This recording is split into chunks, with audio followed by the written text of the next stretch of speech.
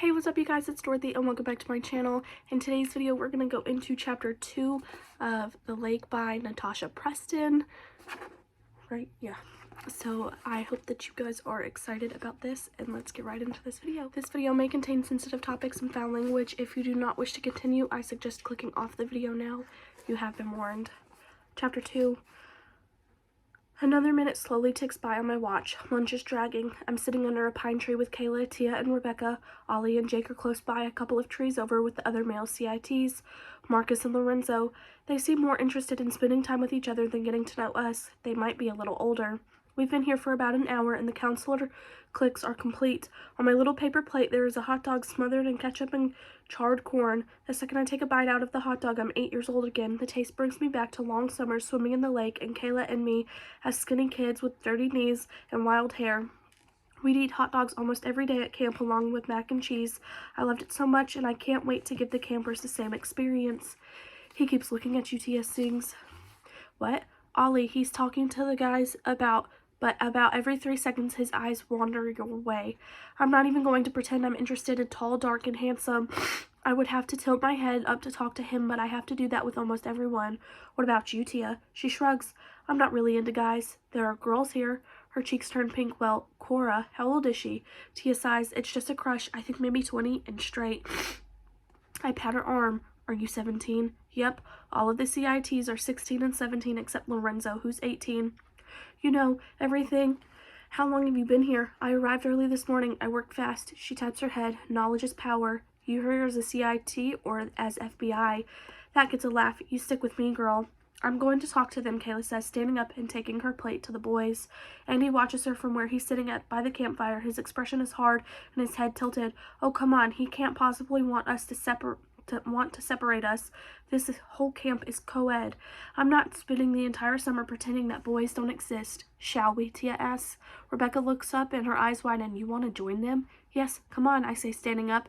With one hand I hold my plate and with the other I offer to help Rebecca up. All right, I'll go with y'all. She places one hand in mine, and I tug her to her feet. She towers over me. Thanks, Esme.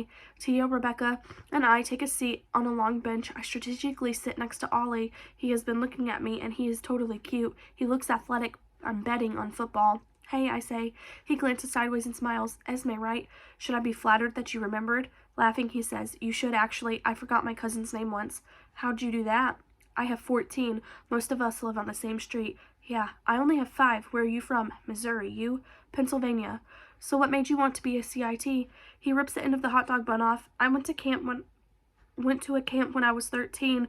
It looked a lot more fun being a CIT, I guess. I'll find out. How about you? I think of the pamphlet now buried away in the tiny dresser, pretty much the same as you.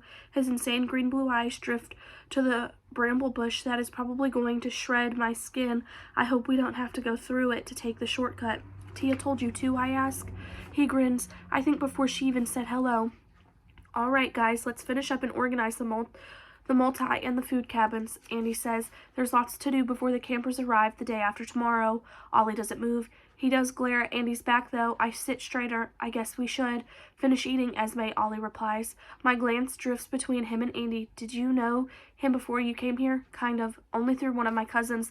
They went to college together and I met him at their graduation. He talked to me a little bit about camp. When I got a pamphlet about becoming a CIT earlier this year, I figured he was the one who sent it. He really likes this job, doesn't he? Ollie laughs. Yes, he spends about 10 hours every day promoting it. You should see his social media. It's nothing but camp. I don't think I want to see his social media. I finish eating. The Buttercups, Mary and Catalina, I need to use their actual names, follow Andy, almost tripping over themselves to get in first. Is there a prize for best counselor or biggest suck-up? That's not a medal I'm likely to win. Kayla and I dump our plates in the trash and head into the hall with our newly formed co-ed group.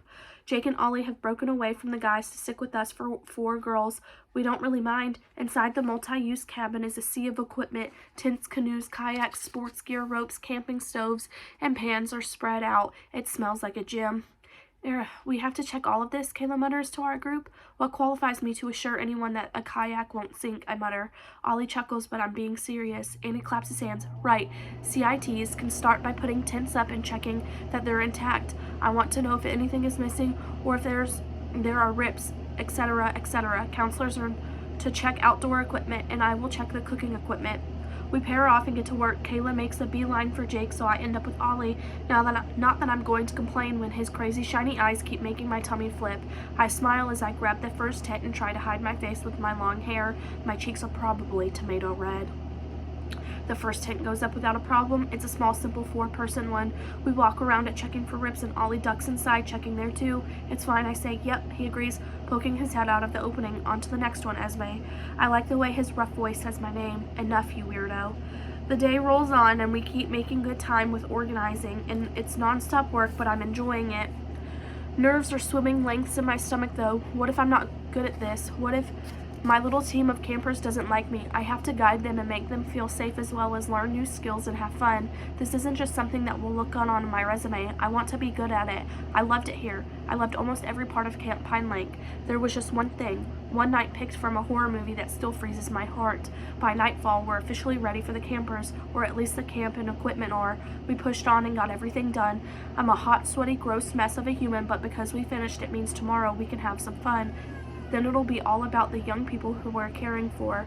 After a refresh in the communal showers, we gather back outside. The air is a lot cooler, though I'm still in shorts and a t-shirt. Tia grabs my elbow and I startle. Let's take a walk. I do a double take as she pulls me in another direction. What? Around the lake? She doesn't wait for me to agree, but all right. What are we doing? I ask when she lets me go. Walking. I got that, but why? Grinning over her shoulder, she replies, we're checking out the shortcut. You just go straight along a man-made trail right through the trees. We should wait a week before we sneak out. Her voice is animated and she waves her arms as she speaks. Her hair is tied in a messy bun.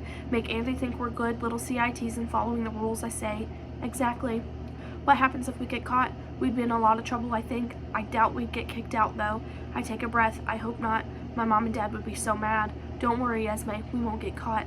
I mean, the chances are high. If someone else is outside too, they will see us disappear into a bush and not come out for a couple of hours. Maybe they all do it. We walk along the edge of the oval lake with trees to our left and water to our right. It's beautiful, peaceful. In a couple of days, we're going to be swimming out here. We even have an inflatable obstacle course for the water. We didn't have that when I was a camper, so I can't wait to try it. I can get a bit competitive, so I need to remember to play fair with the children. Are you going to college after summer? I ask. Yep, in New York. Big change from Oregon. I can't wait. What about you? I nod. Denver. I'm from Pennsylvania, so a big change for me too. It's so pretty in Colorado. I can't wait to see the mountains. We'll have to keep in touch. Definitely. Is this it? I ask. Yep, must be. Thankfully, the track is just behind the bramble. Tia and I continue to walk around the lake. It's dark over here without camp lighting, but the moon is bright, so there's enough lights to see where we're walking. The scent of pine is stronger away from the cabins and campfire. I breathe it in. It takes about 10 minutes to walk all the way around the lake, probably quicker now that I'm not 8. Next week, I say with a bubble of excitement, this summer is going to rock. Back at camp, some of the CITs are down by the lake while the others are playing cards. I'm not jumping in the water tonight. I've already showered, Tia says. I'm with you, I say. We take a seat with Kayla, Rebecca, Jake, and Ollie. They're sitting on to the side of the campfire in a little circle. Campfire games, Tia says. We can play which one is the lie. You have to tell 2 facts about yourself, but only one can be an actual fact. The rest of us have to guess which one is the lie. Rebecca interjects, I have a better one for y'all. A way for us to really get to know each other, but we all have to agree to be completely honest and no one can judge. I'm not sure I like the sound of that. I'm game, Jake says, rubbing his hands together. Good for him. Kayla and I share a look. There are some things we won't ever be telling anyone. Come on, it'll be fun. Rebecca sits taller, if that's even possible. It's something I've played before with my best friends. It keeps us close. All right, I concede. I don't have to lie to anyone. Kayla and I just won't tell everything. Kayla's eyes snap to mine and I see her body visibly stiffen. We're obviously not going there. I subtly shake my head, telling her it's okay. I'll go first, Rebecca says. My greatest fear is that I will never be happy, really truly happy. Her confession knocks the air out of my lungs. You've never been happy? She shakes her head, eyes downcast. I don't think I know how. Since I was young, I knew there was something wrong with me. Well, that got dark fast. I want to ask what she thinks is wrong with her, but her eyes fill with tears and I don't want to make her cry. Ollie purses his lips like he's deeply uncomfortable and doesn't know what to say. Jake clears his throat and looks longingly at the lake as if he wishes he was in it. He's not alone. You will be happy, Tia tells Rebecca, giving her shoulder a squeeze, and then quickly moves on. So my big confession is that my parents still don't know I'm gay. She laughs. In fact, no one does, but you guys.